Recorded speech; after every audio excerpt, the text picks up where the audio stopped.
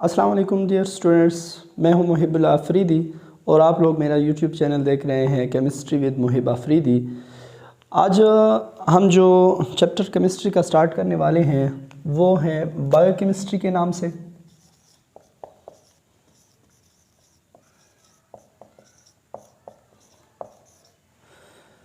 Student, biochemistry का chapter आप लोग एफएससी की लेवल में एफएससी पार्ट 1 में बायोलॉजी की सब्जेक्ट में पढ़ेंगे, जबकि एफएससी के पार्ट 2 में आप लोग इसको केमिस्ट्री में पढ़ेंगे।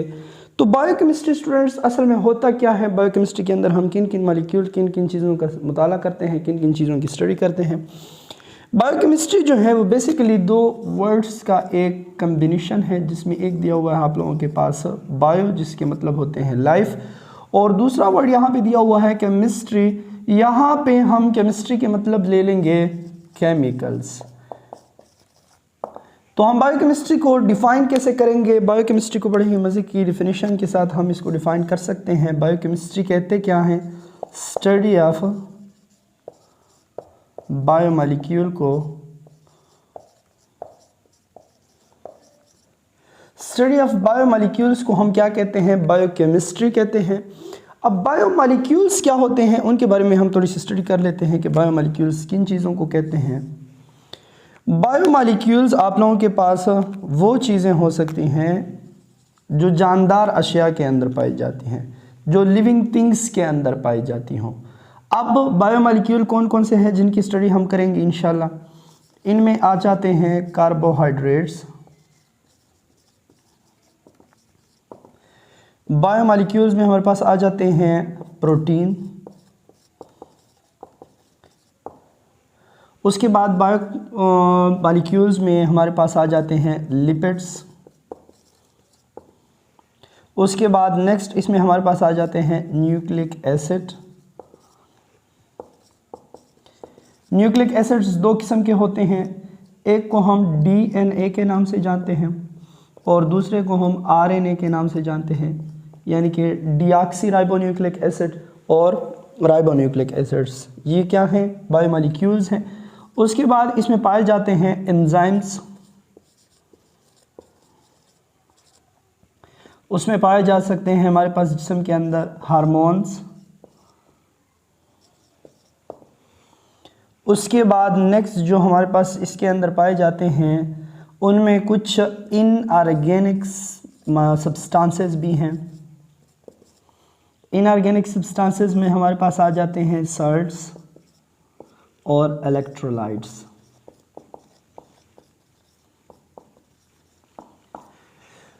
तो इन सारी चीज़ों का जो मुताला है, इन सारी चीज़ों की जो स्टडी होगी उनको हम क्या कहेंगे, बायोकेमिस्ट्री कहेंगे। इन मॉलिक्यूल्स को कहते क्या हैं, इन मॉलिक्यूल्स को हम कहते हैं बायोमॉलिक्यूल। क्या कहते हैं इन्हें, बायोमॉलिक्यूल।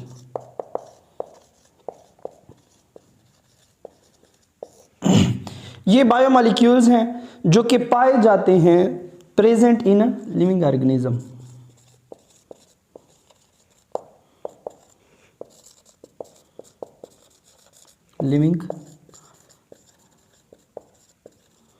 लिविंग ऑर्गेनिजम्स जो कि जानदार अशिया के अंदर पाए जाते हैं। इनकी वन बाय वन हम इंशाल्लाह स्टडी करेंगे, जिसमें सबसे टॉप पे दिया हुआ है हमारे पास कार्बोहाइड्रेट्स। कार्बोहाइड्रेट्स किसे कहते हैं ये हम थोड़ी सी अब स्टडी कर लेते हैं।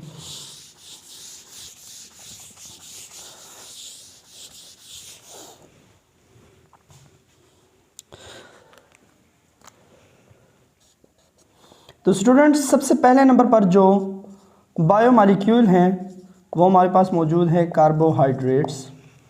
कार्बोहाइड्रेट्स बेसिकली दो वर्ड्स का एक मजमुआ है, दो वर्ड्स की कम्बिनेशन है, जिसमें फर्स्ट दिया हुआ है कार्बो, जिसके मतलब होते हैं कार्बन, और नेक्स्ट दिया हुआ है हाइड्रेट्स। और हाइड्रेट्स डियर स्टूडेंट्स हम कहते हैं वाटर मॉलिक्यूल को।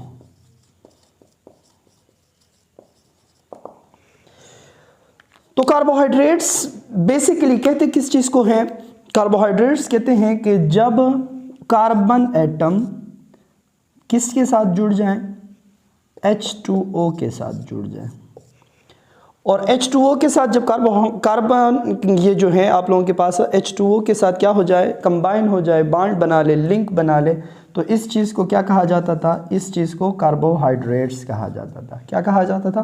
कार्बोहाइड्रेट्स। कार्बोहाइड्रेट्स के लिए हमारे पास एक जनरल सा फार्मूला दिया हुआ है जो कि रिप्रेजेंट होता है CnH2O होल N। यहाँ पे जो N है ये किस चीज़ को डिनोट कर रहा है, किस चीज़ को रिप्रेजेंट कर रहा है? ये रिप्रेजेंट करता है number of carbon atom and water molecule. ये N जो है ये कार्बन नंबर के लिए, और ये वाला N जो है वो आप लोगों के पास किस चीज़ को डिनोट कर रहा है? वाटर के मॉलिक्यूल्स के लिए।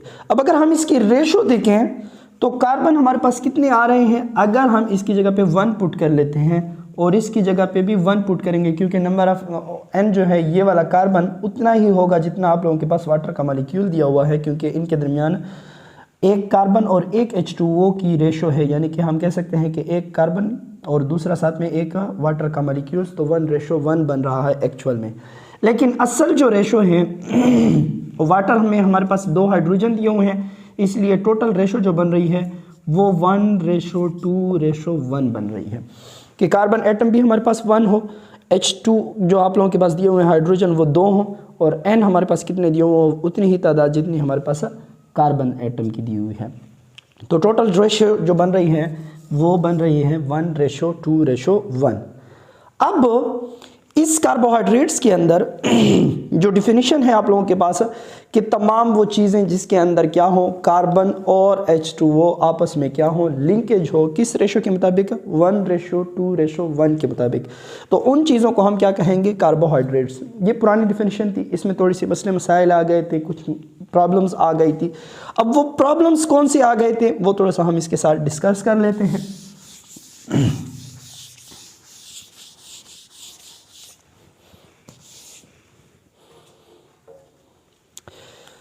जो कार्बोहाइड्रेट्स के अंदर प्रॉब्लम्स आई थी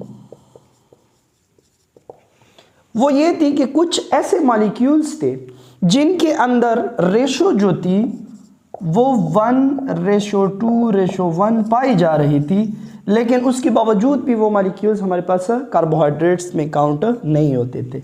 जैसे कि इसमें हमारे पास आ जाता है एसिटिक एसिड।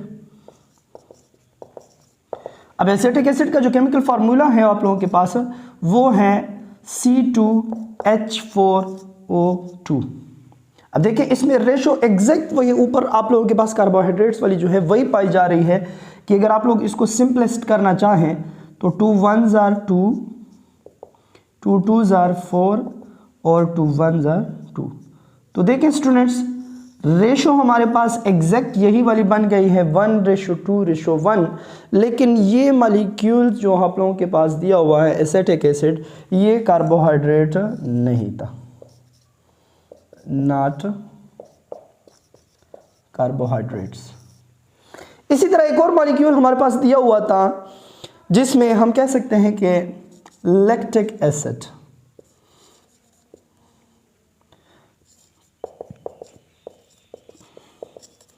लैक्टिक एसिड का जो फार्मूला है वो C3H6O3 दिया हुआ है।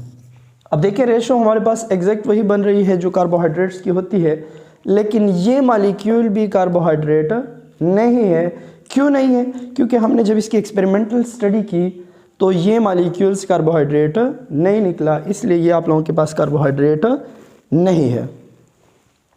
उसके बाद थर्ड एक आप लोगों के पास मॉलिक्यूल्स हैं, ये दोनों तो कार्बोहाइड्रेट्स ना हुए। थर्ड एक जो हमारे पास मॉलिक्यूल पाया जाता है जिसको हम रेमनोज कहते हैं। रेमनोज का जो केमिकल फार्मूला है वो C6H12O5 दिया हुआ है। अब अगर इसके मॉलिक्यूल की हम स्टडी करते हैं तो ये मॉलिक्यूल हमारे पास कार्बोहाइड्रेट्स है, हालांकि इसके अंदर जो कार्बोहाइड्रेट के लिए रेशो दी हुई है वो रेशो कंप्लीट नहीं है। तो ये मॉलिक्यूल्स कार्बोहाइड्रेट के इस फार्मूले को ओबे नहीं कर रहा, लेकिन उसके बावजूद भी ये मॉलिक्यूल कार्बोहाइड्रेट है। इसलिए कार्बोहाइड्रेट की जो पहली डेफिनेशन हमारे पास दी हुई है। डेफिनेशन कौन सी वाली कि कार्बन जो है वो H2O के साथ 2:1:2 में अगर कंबाइन है तो वो कार्बोहाइड्रेट कहलाए जाते थे। हालांकि ये वाली डेफिनेशन इन कुछ एग्जांपल्स की वजह से, इन कुछ प्रॉब्लम्स की वजह से क्या हुई, ये गलत साबित हुई।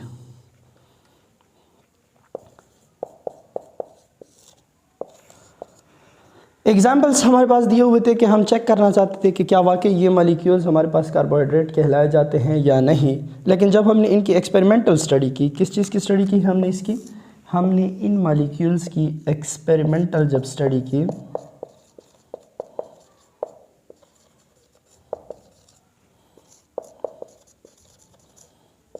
तो ये मॉलिक्यूल्स कार्बोहाइड्रेट, इन दोनों की अगर हम स्टडी करते हैं तो ये मॉलिक्यूल्स कार्बोहाइड्रेट्स के फार्मूले को ओबे भी कर रहे हैं, रेशो को फुली फॉलो भी कर रहे हैं, लेकिन उसके बावजूद भी ये दो मॉलिक्यूल क्या थे, कार्बोहाइड्रेट नहीं निकले। जबकि ये मॉलिक्यूल कार्बोहाइड्रेट्स के फार्मूले को ओबे नहीं कर रहा था, लेकिन उसके बावजूद भी ये मॉलिक्यूल्स कार्बोहाइड्रेट निकल आया। और ये हमें कहाँ से बात साबित हुई है, एक्सपेरिमेंटल स्टडी करने से। तो उसके बाद ये वाली डेफिनेशन जो थी कि कार्बोहाइड्रेट्स में कार्बन और H2O आपस में कंबाइंड होंगे, वो वाली डेफिनेशन सारी की सारी इसकी क्या हुई, गलत साबित हुई। तो उसके बाद कार्बोहाइड्रेट्स के लिए एक नई डेफिनेशन तैयार की गई है, एक नए अंदाज के साथ इसको डिफ़ाइन किया गया है, और वो कौन सा था उसको हम थोड़ा सा स्टडी कर लेते हैं।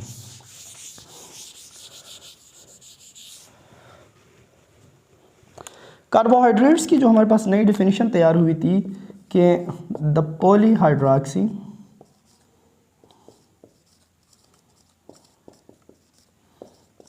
of aldehyde and polyhydroxy of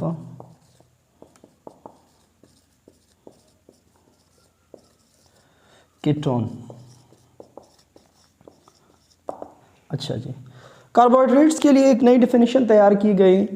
इस डेफिनेशन को छोड़ के कि वो चीज़ें कार्बोहाइड्रेट्स होंगी जिसमें पॉलीहाइड्रॉक्सी ऑफ एल्डिहाइड हो या फिर उसके अंदर पॉलीहाइड्रॉक्सी ऑफ कीटोन हो। अब ये चीज़ें क्या होती हैं, इसको थोड़ा सा हम समझ लेते हैं। पॉली के मतलब होते हैं डियर स्टूडेंट्स मैनी, बहुत सारी की बात हो रही है, और हाइड्रॉक्सी कहते हैं हाइड्रॉक्सल ग्रुप को। जब बहुत सारे हाइड्रॉक्सल ग्रुप लगे हुए हों, किसके साथ, एल्डिहाइड के साथ। अब एल्डिहाइड क्या है, एल्डिहाइड कहते हैं कि जब एक कार्बोनिल कार्बन, इसको हम कार्बोनिल कहते हैं, ये किसी भी एक साइड पे हाइड्रोजन के साथ जुड़ा हुआ हो, ये कंपाउंड या ये चीज़ जो पाई जाएगी इसको हम कहते हैं फंक्शनल ग्रुप ऑफ एल्डिहाइड।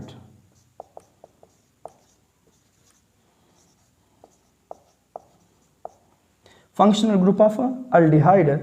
अगर इस चीज़ के साथ हाइड्रॉक्सल ग्रुप ज़्यादा तादाद में दिए हुए होंगे तो वही कंपाउंड या वही मॉलिक्यूल्स हमारे पास क्या कहलाए जाएंगे, कार्बोहाइड्रेट्स कहलाए जाएंगे। अब अगर यही कंपाउंड हम यानी कि OH, ये पॉलीहाइड्रॉक्सी, पॉलीहाइड्रॉक्सी में दोबारा से वही मेनी मॉलिक्यूल्स ऑफ OH आ जाएंगे। ये अगर हम कीटोन के साथ जोड़ दें, अब कीटोन क्या है कि अगर कार्बोनिल कार्बन के दोनों साइड्स पे कार्बन आ जाएं, वहाँ पे देखें ना, कार्बोनिल कार्बन की किसी एक साइड पे हमने हाइड्रोजन लगा लिया, दूसरी साइड पे आप लोग कार्बन लगा रहे हैं तब भी कोई इशू नहीं है। लेकिन हमने यहाँ पे कीटोन के लिए ये स्पेसिफिक बात कर ली है कि कीटोन के अंदर कार्बोनिल कार्बन के दोनों साइड्स पे कौन सी चीज़ लगी हुई होनी चाहिए, कार्बन एटम लगे हुए होने चाहिए, तब जाके वो क्या बना लेंगे, कीटोन बना लेंगे।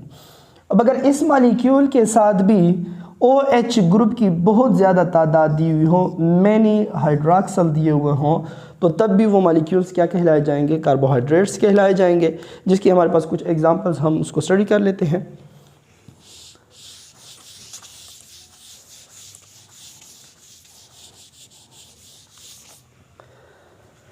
अच्छा, कार्बन के लिए या हमारे पास कार्बोहाइड्रेट्स के लिए जो जनरल फार्मूला तैयार किया गया था जिसमें CnH2O(n) दिया हुआ था, ये नंबर ऑफ़ कार्बन को या नंबर ऑफ़ वाटर मॉलिक्यूल को डिनोट कर रहे थे।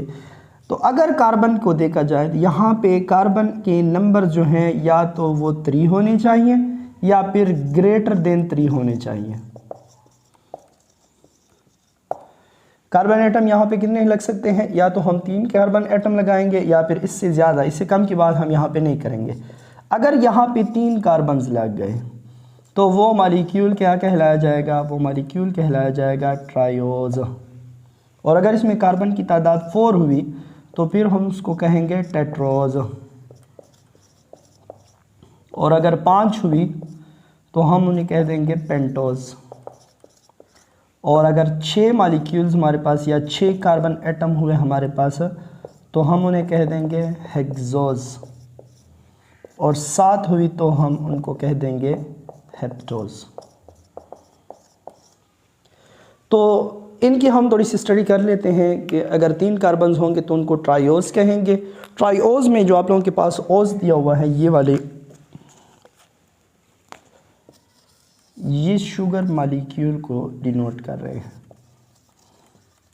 शुगर के लिए रिप्रेजेंट होने वाला वर्ड होगा।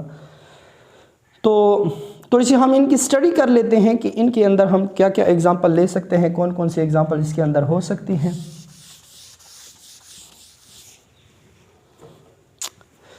सबसे पहले हम एग्जांपल इसकी ले लेते हैं, एक मॉलिक्यूल जो आप लोगों के पास दिया हुआ है वो है ग्लिसरल्डिहाइड।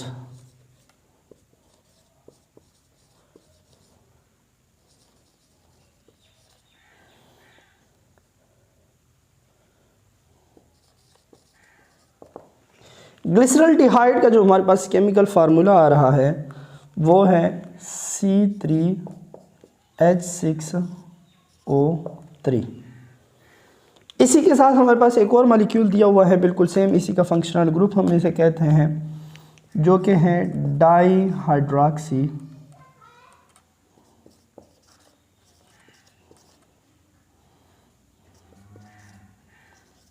एसीटोन।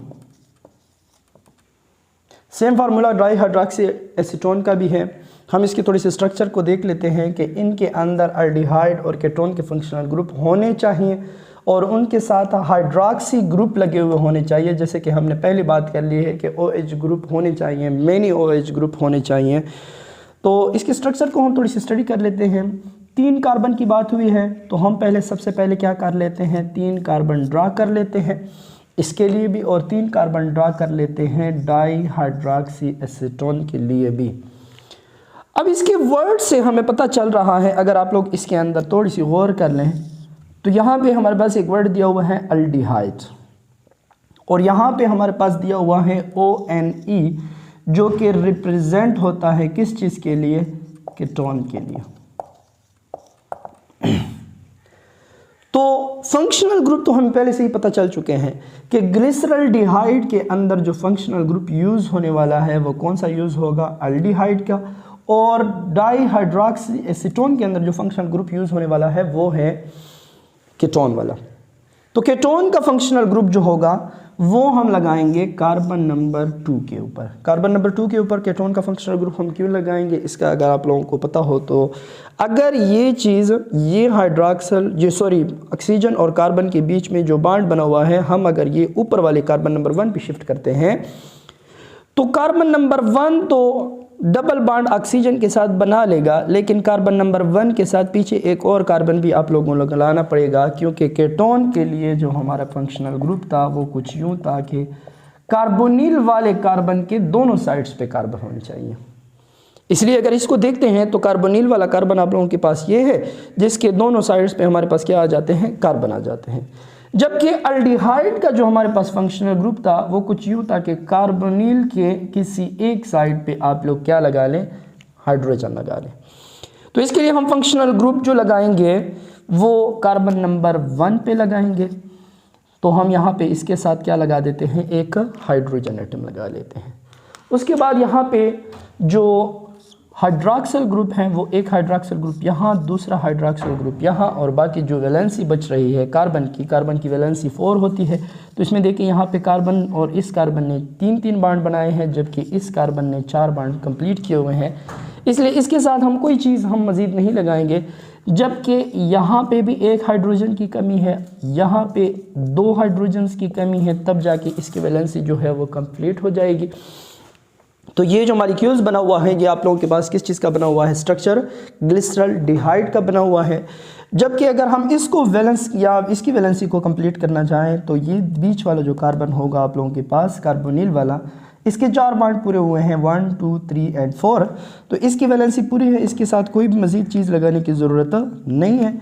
इसके साथ हम एक हाइड्रॉक्सिल ग्रुप लगा लेंगे, इसके साथ हम एक हाइड्रॉक्सिल ग्रुप, और बकाया जो इसकी वैलेंसी होगी वो हम किससे, हाइड्रोजन से इसकी कंप्लीट करेंगे।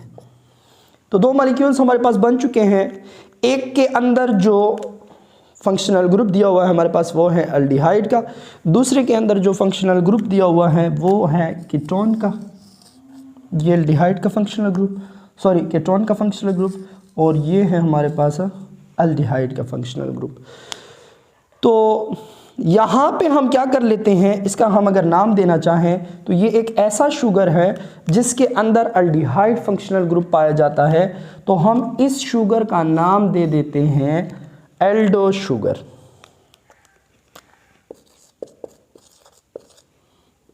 एल्डो शुगर, या हम इस मॉलिक्यूल्स को कह सकते हैं एल्डोजेस।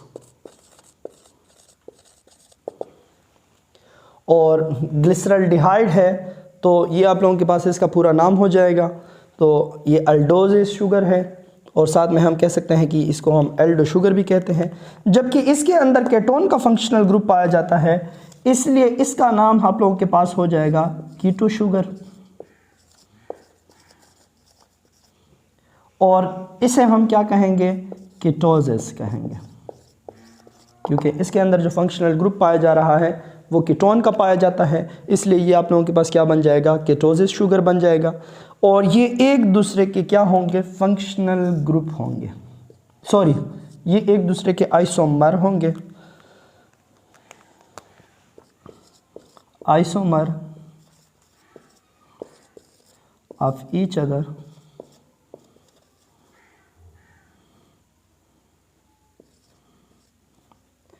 आइसोमर ऑफ ईच अदर, ये एक दूसरे के क्या होंगे, आइसोमर होंगे, क्योंकि इनका मॉलिक्यूलर फार्मूला जो है वो सेम, जबकि इनके स्ट्रक्चर के अंदर जो फंक्शनल ग्रुप हैं वो चेंज आ रहे हैं। कार्बन एटम की अरेंजमेंट या ऑक्सीजन एटम्स की अरेंजमेंट जो है दोनों के अंदर वो डिफरेंस है। मॉलिक्यूलर फार्मूला दोनों का सेम है, तो जहाँ पे मॉलिक्यूलर फार्मूला सेम होता है और स्ट्रक्चर के अंदर डिफरेंस हो तो हम उन मॉलिक्यूल्स को क्या कहते हैं, आइसोमर कहते हैं। और ये आप लोगों के पास इंटरमीडिएट के तौर पर इस्तेमाल होते हैं। इंटरमीडिएट के तौर पर कहाँ पे इस्तेमाल होंगे, यूज्ड इन इंटरमीडिएट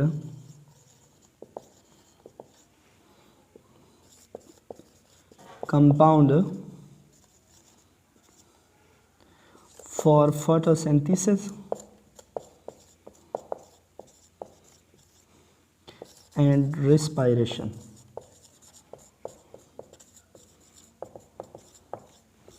ये रेस्पिरेशन और फोटोसिंथेसिस के अमल के दौरान या प्रोसेस के दौरान इंटरमीडिएट कंपाउंड के तौर पर यूज़ होते हैं, यहाँ इनका ये फंक्शन होता है।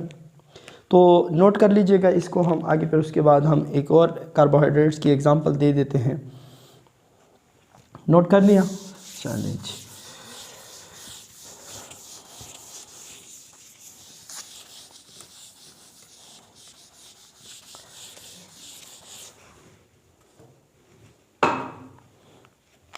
नेक्स्ट जो हमारे पास कार्बोहाइड्रेट्स आ रहा है वो है 5 कार्बन कंटेनिंग, जिसको हम कहते हैं पेंटोस शुगर, जिनकी हमारे पास एग्जाम्पल्स हो सकती हैं। एग्जाम्पल में हमारे पास इसके अंदर आ जाता है राइबोस,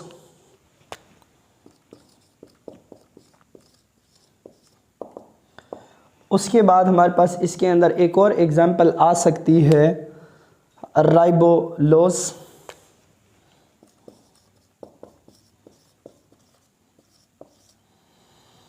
राइबोलोस एग्जाम्पल इसके अंदर आ जाती है।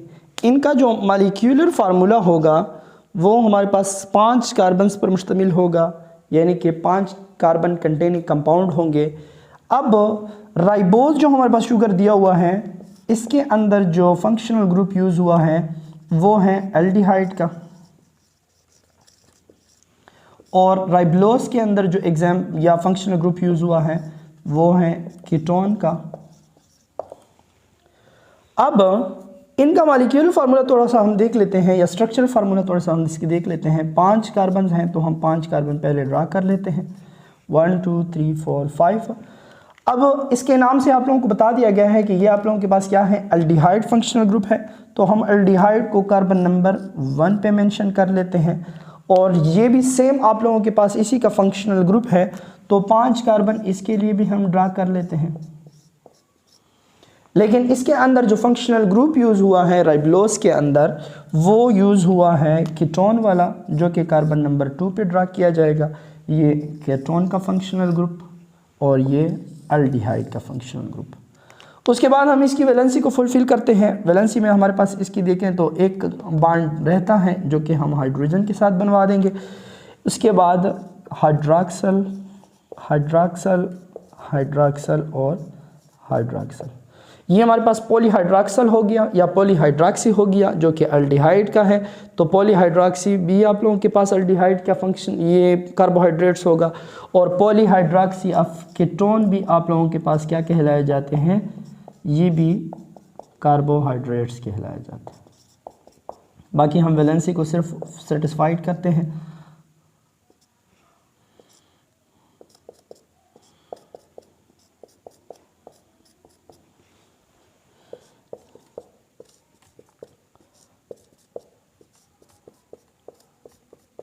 अच्छा जी, इस पेंटोज के अंदर जो आप लोगों के पास फंक्शनल ग्रुप यूज़ हुआ है वो है एल्डिहाइड का, इसलिए इसका नाम हमारे पास आ जाएगा एल्डो शुगर, या इसे हम कह सकते हैं एल्डोजिस। जबकि यहाँ पे जो फंक्शनल ग्रुप यूज़ हुआ है वो हमारे पास है कीटोन का, इसलिए हम इसको कहते हैं कीटो शुगर, या इसे हम क्या कह सकते हैं, कीटोसिस कह सकते हैं। तो ये आप लोगों के पास पेंटोस शुगर के लिए हमारे पास है, या 5 कार्बन कंटेनिंग कंपाउंड्स हैं, जिसके अंदर आप लोगों के पास 5 कार्बन दिए हुए हैं, 1 2 3 4 5। अगर आप लोग हाइड्रोजन की तादाद इसके अंदर देखें तो कार्बन हमारे पास टोटल कितने हैं, इसके अंदर 5 हैं। हाइड्रोजन की तादाद देखें तो 1 2 3 4 5 6 7 8 9 10, तो हमारे पास 10 इसके अंदर हो जाएंगे हाइड्रोजन। और अगर ऑक्सीजन की तादाद देखें तो 1 2 3 4 5, तो 5 हमारे पास इसके अंदर ऑक्सीजन आ जाएंगे। और ये मॉलिक्यूलर फार्मूला यूज़ होगा दोनों के लिए, कीटो शुगर के लिए भी जिसके राइबोलोज है आप लोगों के पास नाम, और एल्डो शुगर के लिए भी जिसका आप लोगों के पास क्या नाम है, राइबोज नाम है। एक राइबोज और दूसरा आप लोगों के पास राइबोलोज। दोनों पेंटोस शुगर होंगे क्योंकि इसके अंदर दोनों के अंदर क्या है, कार्बन 5 दिए हुए हैं। और दोनों के लिए मॉलिक्यूलर फार्मूला अगर सेम है और स्ट्रक्चर के अंदर एक में एल्डिहाइड और दूसरे में कीटोन ग्रुप दिया हुआ है, तो एक दूसरे के ये क्या बन जाएंगे, आइसोमर बन जाएंगे। ये एक दूसरे के क्या होंगे, आइसोमर्स होंगे। ये 5 कंटेनिंग कार्बन थे आप लोगों के पास, और इसके बाद हमारे पास आ जाएगा 6 कार्बन कंटेनिंग कंपाउंड, जिसके लिए आप लोगों के पास एग्जांपल्स हैं।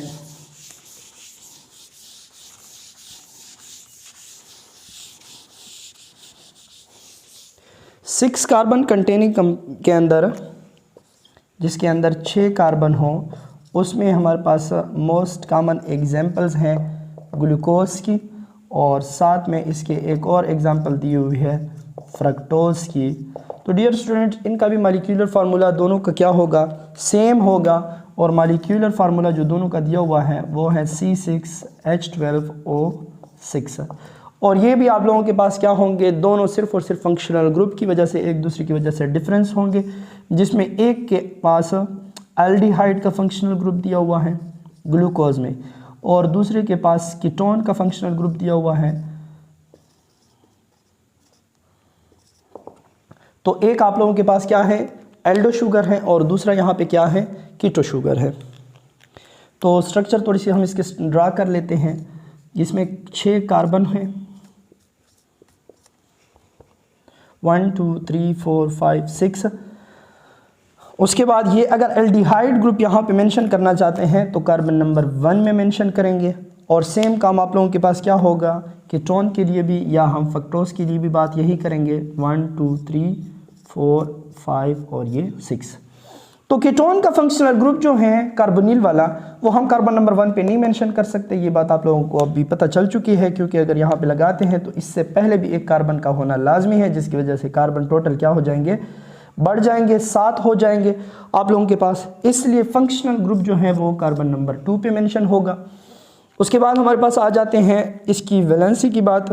तो यहाँ पे हम इसके लगा लेंगे हाइड्रॉक्सिल ग्रुप, यहाँ हो जाएगा हाइड्रोजन, यहाँ हो जाएगा हाइड्रोजन, यहाँ हो जाएगा हाइड्रॉक्सिल। उसके बाद सारी की सारी जो हाइड्रॉक्सिल की सिचुएशन है, या हम कह सकते हैं कि जो स्टेट है, वो दोनों तीनों एक साइड पे होगी। और उसके बाद हाइड्रोजन हाइड्रोजन हाइड्रोजन और हाइड्रोजन हो जाएगा आप लोगों के पास। इसमें हम एक हाइड्रोजन लगा देंगे ताकि ये पूरा क्या बन जाए आप लोगों के पास, एल्डिहाइड फंक्शनल ग्रुप बन जाए। ये आप लोगों के पास कीटोन फंक्शनल ग्रुप दिया हुआ है। बाकी इसके अंदर हम सिर्फ और सिर्फ वैलेंसी को स्टेबल करेंगे। तो हाइड्रॉक्सिल हाइड्रोजन हाइड्रोजन, 4 बांड इसकी कंप्लीट हो गए। इसकी बांड देखें तो 1 2 3 4, 4 इसके कंप्लीट हैं। तो ये आप लोगों के पास क्या हो जाएगा, हाइड्रोजन हाइड्रॉक्सिल हाइड्रॉक्सिल हाइड्रॉक्सिल और हाइड्रॉक्सिल।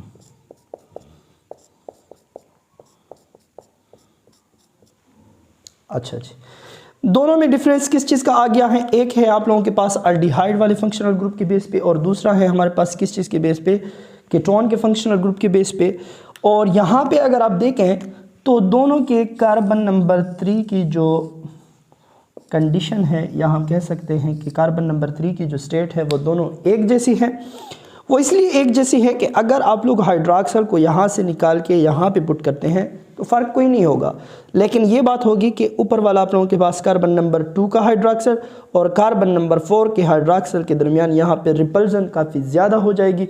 इसलिए इसकी रिपल्जन को कम करने के लिए, मिनिमाइज देयर रिपल्जन, इसकी कंडीशन के लिए हमने क्या कर लिया है, एक OH ग्रुप को दूसरी साइड पे पुट कर लिया है। और ये काम किसने किया था, ये काम एक साइंटिस्ट फिशर ने किया था, और जिसकी वजह से इस स्ट्रक्चर्स को हम क्या कहेंगे, फिशर स्ट्रक्चर, या इसे हम कह सकते हैं फिशर प्रोजेक्शन।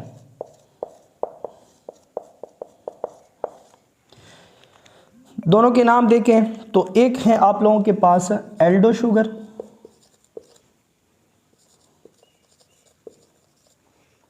या हम इसे कह सकते हैं एल्डोजिस, और दूसरा हमारे पास कीटोन के फंक्शनल ग्रुप की वजह से कीटो शुगर बन जाता है, या इसे हम कीटोसिस कह सकते हैं। तो डियर स्टूडेंट्स, ये हमारे पास कार्बोहाइड्रेट्स का एक जनरल सा इंट्रोडक्शन था। इसके बाद हम कार्बोहाइड्रेट्स के अंदर पढ़ेंगे इसकी नेक्स्ट वीडियो में इंशाल्लाह कि हम कार्बोहाइड्रेट्स को क्लासीफाई किस तरह कर सकते हैं।